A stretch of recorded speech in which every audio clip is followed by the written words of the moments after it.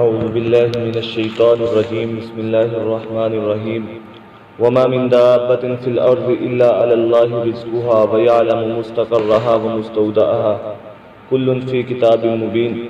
آج 12واں روزہ ہے تو 12ویں پارے کا مختصر خلاصہ بیان کیا جائے گا۔ زمین پر کوئی بھی چھپایا زمین پر چلنے والا ہو اس کا رزق اللہ کے ذمے ہے۔ اللہ رب العزت ان کے ٹھہرنے کی جگہ کو بھی جانتے ہیں اور ان کے قبض کرنے کی جگہ کو بھی جانتے ہیں۔ گویا رزق کا وعدہ اللہ رب العزت نے ہر ایک سے لیا، جتنی مخلوقات ہیں سب کا رزق اللہ کے ذمے ہے۔ اللہ نے رزق کا وعدہ اپنے ذمے لیا ہے اور انسان اس کے لیے سارا دن مارا مارا پھرتا ہے، اور جنت کا اللہ نے وعدہ نہیں لیا بلکہ فرمایا فمن ثقلت موازینہ فاولئک هم المفلحون، جس کا نامہ اعمال کا نیکیوں والا پلڑا جھک گیا وہ کامیاب ہے۔ تو جنت کے لیے ہم تیاری نہیں کرتے، اور اسی طرح ان کو جہاں ٹھہرانا ہے ان کے ٹھہرنے کی جگہ بھی اللہ رب العزت کے علم کے اندر ہے، اور جہاں سے ان کو لیا جائے گا قبر بنے گی وہ جگہ بھی اللہ کے علم کے اندر ہے۔ اور آگے اللہ رب العزت کی پھر وحدانیت کا تذکرہ کہ اس نے آسمان زمین کو 6 دن میں پیدا کیا، اور اس نے یہ اس لیے کیا تاکہ آزمائے تم میں سے کون اچھے عمل کر کے آتا ہے، اچھے اعمال کر کے آتا ہے۔ اگر انسان کی فطرت بیان کر دی کہ انسان کو اگر جو ہے کوئی ہم تک کوئی راحت پہنچا دے تو انسان شکر ادا نہیں کرتا، جب انسان کو کوئی تکلیف پہنچتی ہے نعمت کے بعد پھر انسان ناشکری کرنے لگ پڑتا ہے۔ جب نعمت ملی تھی پھر شکر ادا نہیں کیا، لیکن جب نعمت کو لیا جاتا ہے پھر ناشکریاں بیان کرتا رہتا ہے۔ اور آگے فرمایا پھر جو ہے قرآن پاک کے منکرین جو ہے ان کو یہ کہا گیا کہ اگر تم کہتے ہو یہ اپنی طرف سے کتاب بنائی ہے تو اس جیسی 10 صورتیں لا کر دکھا دو، اور جن کو تم بلا سکتے ہو اللہ کے علاوہ بلا لو۔ اور آگے اسی پارے کے اندر جو ہے فرمایا کہ یہ وہ لوگ ہیں جنہوں اپنے آپ کو خسارے کے اندر ڈالا اور یہ حق سے بٹ گئے۔ اور آگے نوح علیہ السلام کی قوم کا تذکرہ، بہت سارے انبیاء کرام کا تذکرہ آئے گا کہ نوح علیہ السلام اپنی قوم کے پاس آئے اور آ کر کہا کہ اللہ کے علاوہ کسی کی عبادت نہ کرو، تو قوم کے سرداروں نے کہا کہ ہم تو تمہیں اپنے جیسا ایک انسان ہی دیکھتے ہیں، ہماری جیسے ایک انسان ہو، اور آپ کی اتباع کرنے والے معاذ اللہ وہ دنیاوی اعتبار سے حقیر لوگ ہیں، یعنی وہ پسماندہ لوگ جو ہیں وہ آپ کی اتباع کرنے والے ہیں۔ تو نوح علیہ السلام نے پھر بھی کہا کہ تم میری قدر کو نہیں جانتے، اور یہی کہا کہ اے میری قوم میں تم سے کوئی مال نہیں مانگتا، اور نہ ہی اگر میں ان کو ہٹانے والا ہوں، جس طرح تم اللہ کے بندے ہو تو یہ بھی اللہ کے بندے ہیں، یہ غریب ہیں تو میں ان کو کیسے ہٹا دوں اپنے مجلس سے۔ تو پھر یہ بھی کہہ دیا کہ اگر میں نے ان کو ہٹایا تو پھر اللہ کے سامنے میری کون مدد کرے گا، اور نہ ہی میرے پاس، میں یہ کہتا ہوں کہ میرے پاس خزانے ہیں، اور نہ ہی میں غیب کو جاننے والا، نہ میں فرشتہ ہوں، میں تو جو میری طرف وحی کیے جاتا ہے میں وہی بیان کرتا ہوں۔ تو قوم جو ہے وہ آگے سے بھٹکتی رہی، اور پھر فرمایا کہ اللہ رب العزت نے نوح علیہ السلام کو حکم دیا کہ اب ایسا کرو تم ہمارے سامنے ایک کشتی بناؤ۔ اب جب کشتی بنانا شروع کی پھر بھی قوم کے لوگ گزرتے مذاق اڑانا شروع کر دیا کہ کشتی کیوں بنا رہے ہو؟ تو نوح علیہ السلام نے فرمایا اب تم مذاق اڑاتے ہو، پھر وہ دن آئے گا جب ہم تمہارا مذاق اڑائیں گے۔ پھر اللہ رب العزت نے فرمایا جب ہمارا حکم آ گیا اور پھر تندور سے بھی پانی ابل پڑا، حالانکہ تندور سے عام طور پر جو ہے وہ آگ نکلتی ہے لیکن تندور سے پانی ابل پڑا، پھر اللہ نے حکم دیا سوار کر لو ہر طرح کی چیزوں کے جوڑے جوڑے، نر اور مادہ کو سوار کر لو، اور اپنے گھر والوں کو سوار کر لو، اور جو ایمان والے ہیں ان کو بھی سوار کر لو۔ لیکن ایمان والے بڑے کم تھے، 950 سال تبلیغ کی، ایمان والے کتنے ہوئے؟ 80 یا 82 لوگ۔ تو گویا 12 یا 13 سال کے اندر ایک بندہ ایمان لاتا تھا۔ پھر بھی نوح علیہ السلام بار بار جاتے، اور پھر فرمایا کہ نوح علیہ السلام نے اپنے بیٹے سے کہا کہ اے بیٹا تو بھی کشتی کے اندر ہمارے ساتھ سوار ہو جا، کافروں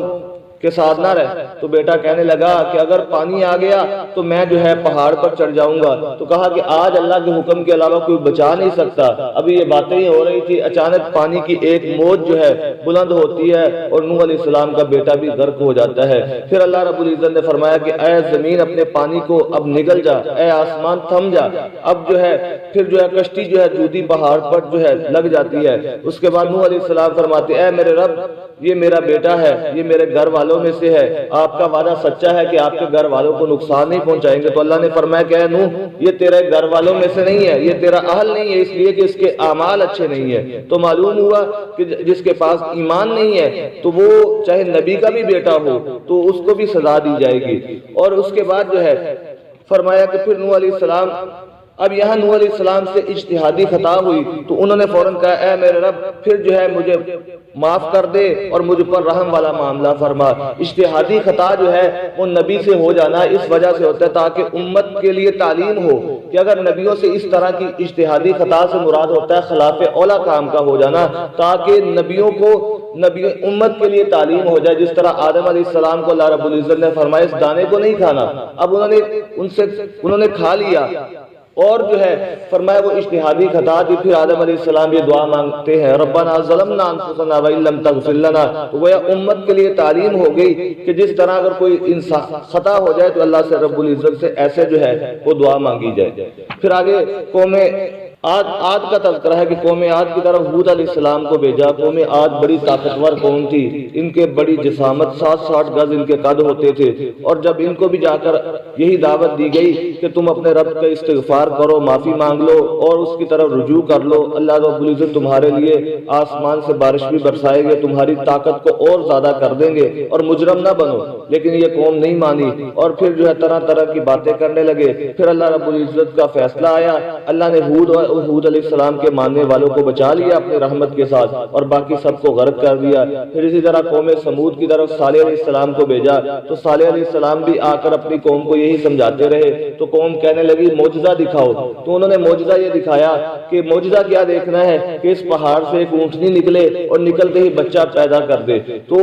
اب ایسا ہی ہوا، اللہ نے معجزہ بھی پورا کر دیا۔ اب بجائے یہ کہ وہ مان لینا چاہیے تھا تو انہوں نے کہا کہ یہ تو پھر بھی نہ مانا، پھر بھی انکار کرنے لگے۔ پھر حضرت صالح علیہ السلام نے فرمایا یہ اللہ کی اونٹنی ہے، یہ ناقۃ اللہ ہے، اب اس کو تم چرتے رہے، اس کو کچھ کہنا نہیں ہے، یہ زمین کے اندر کھائے پیے جو مرضی کرے، اس کو کوئی نقصان نہ پہنچانا۔ لیکن لوگوں نے کیا کہا،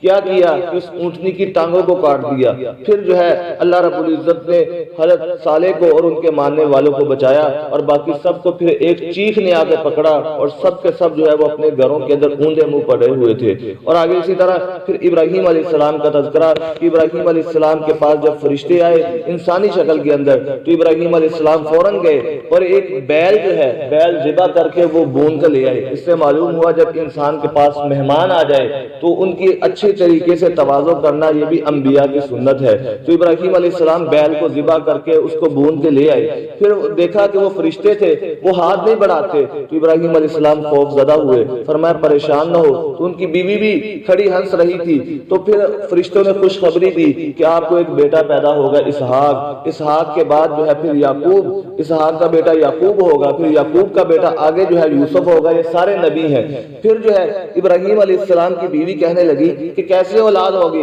ہم تو بوڑھے ہو چکے ہیں۔ فرمایا کہ یہ اللہ کا حکم ہے، اللہ کی رحمت اور اس کی برکت ہے تم پر، گھر والوں پر، لہذا پھر ایسا ہو کر ہی رہے گا۔ پھر اللہ رب العزت نے ان کو جو ہے پھر ابراہیم علیہ السلام نے بھی یہ تذکرہ کیا کہ قوم لوط پر جو انہوں نے کہا کہ ہم جو ہے قوم لوط کی طرف بھیجے گئے ہیں، تو انہوں نے کہا کہ آپ اس سے اعراض کیجئے، آپ جو ہے اس کے بارے میں کوئی سفارش نہ کیجئے، اب اللہ کا عذاب ان پر آتے ہی رہے گا۔ پھر اسی طرح جب ہمارے فرشتے لوط علیہ السلام کے پاس آئے تو پھر جو ہے فرشتے انسانی شکل کے اندر خوبصورت شکل کے اندر آئے، تو لوط علیہ السلام کی قوم کے اندر یہ بیماری تھی کہ وہ مردوں کے ساتھ جو ہے یہ شہوت پوری کرتے تھی، اور یہ ایسی بیماری تھی کہ اللہ نے فرمایا کہ ان کے لیے کوئی جو ہے لچک نہیں ہے، حتیٰ کہ لوط علیہ السلام نے کہا کہ اگر تم نے نکاح کرنا ہے تو یہ میری بیٹیاں ہیں، یا اسی طرح قوم کی بیٹیوں کے ساتھ نکاح کرو۔ لیکن جب یہ بات نہ مانی تو اللہ نے فرمایا کہ رات کے حصے کے اندر اپنے ماننے والے کو لے کر چلے جائیے۔ پھر اس کے بعد جو ہے اللہ نے کیا زمین کو ان کی اس بستی کو اٹھایا گیا آسمان پر اور اس کو اوندے منہ گرا دیا گیا، پھر ان کے اوپر سے نشان لگائے ہوئے پتھر برسائے گئے۔ اور اسی طرح قوم مدین کی طرف شعیب علیہ السلام کو بھیجا۔ شعیب علیہ السلام کی قوم جو تھی وہ ناپ تول کے اندر بڑی کمی کرتی تھی کہ لینے کے پیمانے اور ہوتے دینے کے اور ہوتے، تو شعیب علیہ السلام بڑا سمجھاتے لیکن وہ جو ہے وہ نہ مانتے اور کہتے تمہاری نمازیں اور یہ کیا اس بات کا حکم دیتی ہے کہ ہم اپنے باوجداد کو چھوڑ دیں، لہذا نہ تو ہم اپنے باوجداد کو چھوڑیں گے، ہم اس پر ہی ڈٹے رہیں گے۔ تو پھر اس قوم پر بھی عذاب آیا اور ان کو بھی تباہ کر دیا گیا۔ اور آگے موسیٰ علیہ السلام کا تذکرہ کہ موسیٰ علیہ السلام فرعون کے پاس نشانیاں بھی لے کر آئے اور فرعون اور اس کے سردار جو تھے وہ اکڑ گئے، پھر اللہ نے ان کو بھی غرق کر دیا، ان پر بھی لعنت جو ہے وہ برسائی گئی۔ اور آگے انسان کی فطرت بیان کر دی کہ لوگوں کے انجام کے اعتبار سے دو طرح کے لوگ ہوں گے۔ بعض جو ہے اگر جو بدبخت ہوں گے وہ جہنم کے اندر ہوں گے، ان کے لیے چیخ اور پکار ہوگی ہمیشہ ہمیشہ کے لیے، یعنی ہمیشہ ہمیشہ کے لیے۔ ایسا نہیں ہے کہ جو ہے پہلے ان کو ڈالا جائے پھر نکالا جائے گا، جو کفر پر رہے تو وہ ہمیشہ ہمیشہ کے لیے جہنم میں، اور دوسرے جو ہے جو نیک لوگ ہوں گے وہ ہمیشہ ہمیشہ کے لیے جنت کے اندر ہوں گے، اور یہ ایسا بدلہ ہے کبھی ختم نہیں ہوگا۔ اور آگے فرمایا موسیٰ علیہ السلام کو ہم نے جب کتاب عطا کی تھی، جس طرح قرآن کے بارے میں اختلاف کیا گیا تو اس تورات کے بارے میں بھی لوگوں نے اختلاف کیا، پھر ان کو بھی پورا پورا بدلہ دیا گیا، اور آگے حکم دیا گیا نماز کو قائم کرو دن اور رات کے اندر، اور رات کے دونوں طرفوں میں نماز قائم کرو، اور رات کے کچھ حصے کے اندر بھی نماز قائم کرو، یعنی رات کا کچھ حصہ، اس سے مراد تہجد کی نماز ہے۔ اور آگے سورۃ یوسف شروع ہوتی ہے، فرمایا انا انزلناہ قرآن، ہم نے اس قرآن پاک کو عربی زبان کے اندر نازل کیا تاکہ تم سمجھ جاؤ۔ قرآن پاک کے پہلے مخاطب عرب تھے، اس وجہ سے عربی زبان کے اندر نازل کیا، اور فرمایا ہم آپ کے سامنے بہت ہی اچھا قصہ بیان کرتے ہیں، اور جو ہم نے اس قرآن پاک کو بیان کیا گیا، ایک تو یہ قصہ جو ہے وہ بڑا مزیدار ہے، اور دوسرا یہ ہے کہ پوری سورت کے اندر یوسف علیہ السلام کا ہی قصہ ہے، یعنی ایک ترتیب کے ساتھ بیان کیا گیا، اس لیے اس کو احسن القصص کہا گیا۔ اور یوسف علیہ السلام نے اپنے باپ سے کہا، یعقوب علیہ السلام سے، کہ میں نے خواب دیکھا کہ مجھے 11 جو ہے ستارے سجدہ کر رہے ہیں، چاند سورج بھی مجھے سجدہ کر رہا ہے۔ تو آگے سے یعقوب علیہ السلام نبی تھے، سمجھ گئے اور کہا کہ اب یہ خواب جو ہے اپنے بھائیوں کو بیان نہ کرنا، ورنہ تمہارے خلاف وہ تدبیریں شروع کر دیں گے۔ یوسف علیہ السلام کے 11 بھائی تھے، ایک بھائی تو ان کا والدہ سے ہی تھا جن کا نام بنیامین تھا، سگا بھائی تھا، اور دوسرے جو تھے وہ باپ شریک بھائی تھے، وہ 10 تھے۔ اب ان کے سامنے جب یہ بات پتہ چل گئی تو انہوں نے تدبیریں شروع کر دی کہ یہ کیسا ہے کہ ہمارے باپ کی محبت یوسف کے ساتھ بہت زیادہ ہے۔ یوسف علیہ السلام ایک جو ہے ظاہراً بھی خوبصورت تھے اور عادتاً بھی خوبصورت تھے، کہ ان کی عادات بھی بڑی تھی، اور جیسا بچے والد کا بڑا محبوب ہو جاتا ہے۔ پھر انہوں نے کہا کہ ایسا کرو، اس کو قتل کر دیا جائے تاکہ باپ کی توجہ ہماری طرف ہو جائے۔ تو ایک کہنے والے نے کہا، یہودا نے کہا قتل نہ کرو اور اس کو اندھے کنویں کے اندر ڈال دو،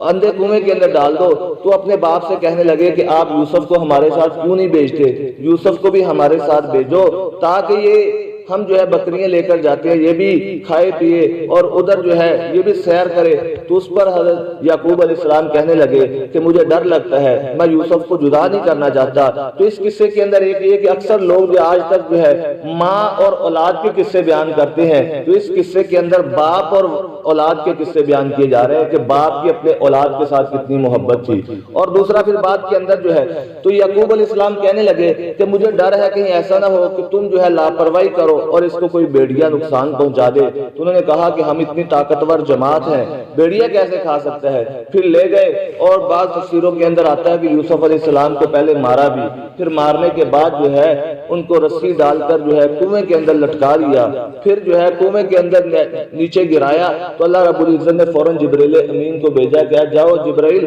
یوسف کو لے لو اور اس کو آسانی کے ساتھ نیچے پہنچا دو۔ تو جبرائیل امین نے اپنے نورانی پر بچھا دیے۔ پھر اس کے بعد جو ہے اب انہوں نے تماشا کیا، ان کا کرتا اتار لیا اور اس پر خون لگایا، خون لگا کر شام کو روتے ہوئے آگے اور آ کر کہنے لگے ہم تو اس سے معلوم ہوا ہر رونے والا سچا نہیں ہوتا۔ تو رو کر کہنے لگے اے ابا، ہم نے تو یوسف کو چھوڑا تھا سامان کے پاس اور اس کو بیڑیا کھا گیا، تو یوسف دنیا سے چلے گئے، آپ ہماری بات نہیں مانیں گے اگرچہ ہم کتنے ہی سچے ہوں۔ تو انہوں نے کہا، حضرت یعقوب علیہ السلام نے جیسے ہی دیکھا کہا کہ بیڑیا بڑا سمجھدار تھا کہ خون تو لگا ہے لیکن اس کرتے پر کوئی نشان نہیں ہے، کسی جگہ سے پھٹا نہیں ہے، تو سمجھ تو گئے، کہا کہ اب صبر ہی بہتر ہے اور اللہ رب العزت ہی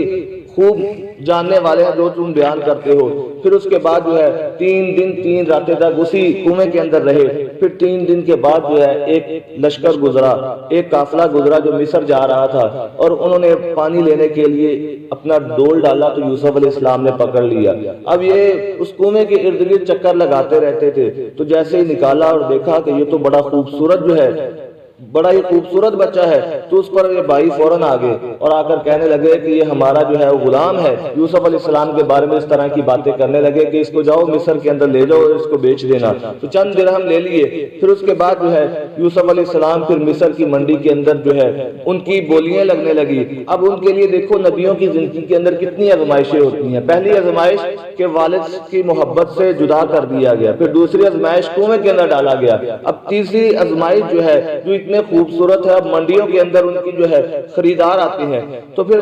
بڑا جو بادشاہ جو تھا اس نے خرید لیا، اپنے پاس لے گیا اور کہا گھر کے اندر اب یوسف علیہ السلام کا اکرام بھی ہو رہا ہے۔ تو یوسف علیہ السلام کے لیے اب پھر آزمائش شروع ہو گئی کہ جیسے ہی جوانی کو پہنچتے ہیں تو وہ بادشاہ کی بیوی جس کا نام زلیخا تھا وہ یوسف علیہ السلام پر فریفتہ ہو گئی، اور اس نے جو ہے ایک دن جو ہے یوسف علیہ السلام کو لے گئی اور سارے دروازوں کو بند کر لیا اور برائی کا ارادہ کیا۔ تو یوسف علیہ السلام نے فرمایا میں اللہ سے پناہ مانگتا ہوں، اللہ کی پناہ لیتا ہوں، تو بھاگنا شروع کیا۔ اور جیسے ہی انسان فرمایا کہ وہ تالوں کو ہاتھ لگاتے گئے، تالے خود بخود ٹوٹتے گئے، کھلتے گئے، تو اس سے معلوم ہوا انسان کا ذمہ جو ہے وہ برائی سے بچنا ہے۔ جب انسان برائی سے بچنے کا ارادہ کرتا ہے تو اللہ رب العزت اس کے لیے راستے آسان کر دیتے ہیں۔ وَمَن يَتَّقِ اللَّهَ يَجْعَلْ لَهُ مَخْرَجًا، جو انسان اللہ سے ڈرتا ہے تو اللہ رب العزت اس کے لیے نکلنے کے لیے راستے بنا دیتے ہیں۔ پھر اس کے بعد جو ہے اب جیسے ہی باہر نکلتے تو آگے عزیز مصر کھڑا تھا جو مصر کا بادشاہ، اس نے دیکھا تو اب وہ عورت جو تھی، عورتوں کا مکر بڑا مشہور ہے،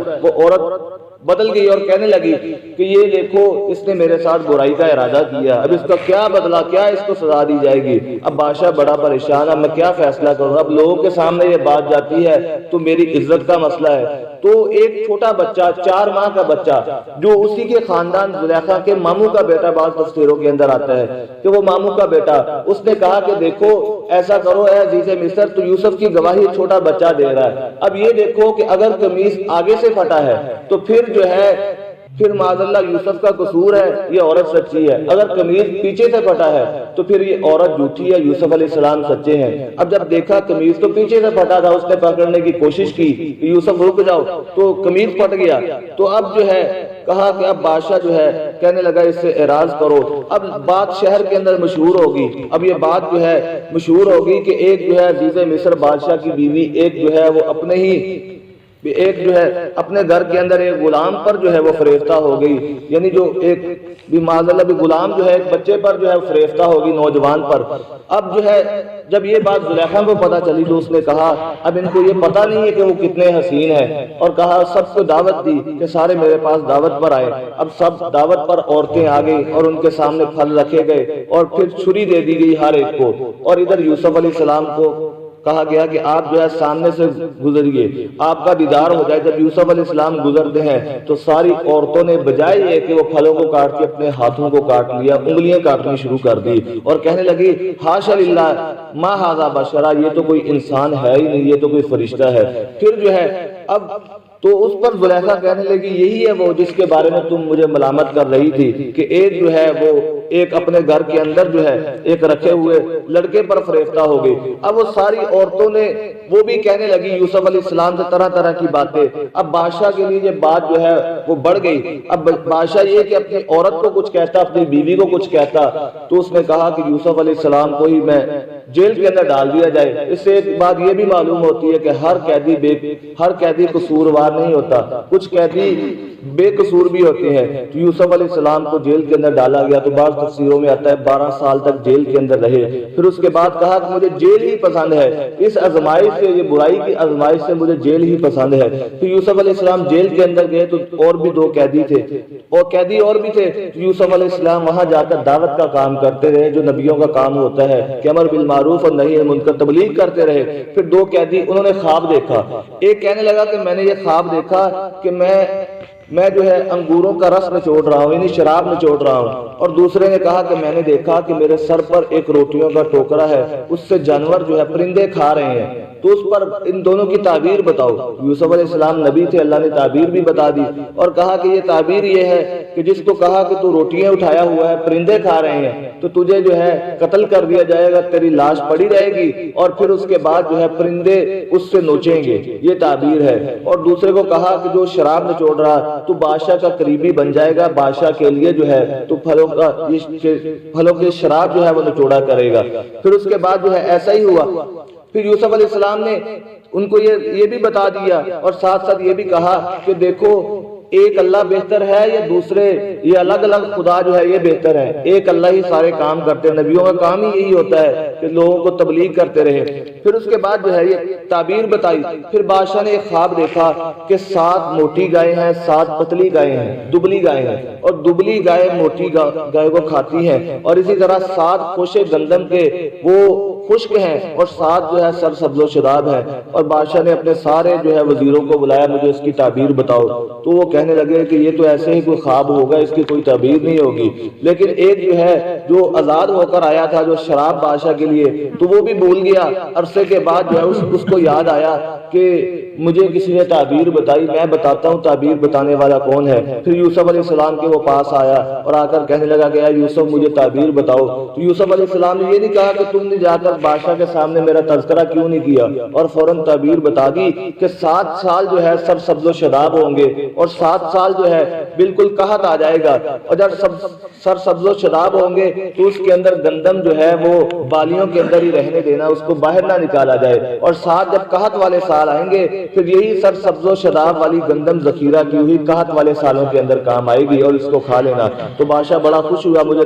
بادشاہ کہنے لگا کہ اس کو میرے پاس بلا کر لاؤ، اور اس کے لیے اب میں کیا کروں؟ تو یوسف علیہ السلام نے فرمایا کہ نہیں میں ایسا نہیں آؤں گا، پہلے جو ہے بادشاہ سے کہو کہ ان عورتوں کا مسئلہ تو حل کرے کہ جس کی وجہ سے میں بے گناہ جیل کے اندر ہوں، پہلے ان عورتوں سے پوچھو کہ برائی کا ارادہ کس نے کیا تھا۔ اب اس بادشاہ نے اپنی بیوی کو بھی بلا لیا اور ساری عورتوں کو بلایا اور کہا کہ بتاؤ کیا معاملہ تھا؟ تو سب عورتوں نے گواہی دی کہ ہم نے ہی برائی کا ارادہ کیا تھا، یوسف علیہ السلام تو سچے ہیں، یوسف علیہ السلام ایسا نہیں کر سکتے۔ اور ادھر بادشاہ کی بیوی نے بھی کہا انا راودت عن نفسہ، میں نے اس کو بہکانے کی کوشش کی، وانہ لمن الصادقین، یہ تو بڑا ہی سچا ہے، ذالک لیعلم، یہ یوسف علیہ السلام نے سارا اس وجہ سے کیا تھا کہ جان لے، بادشاہ بھی یہ جان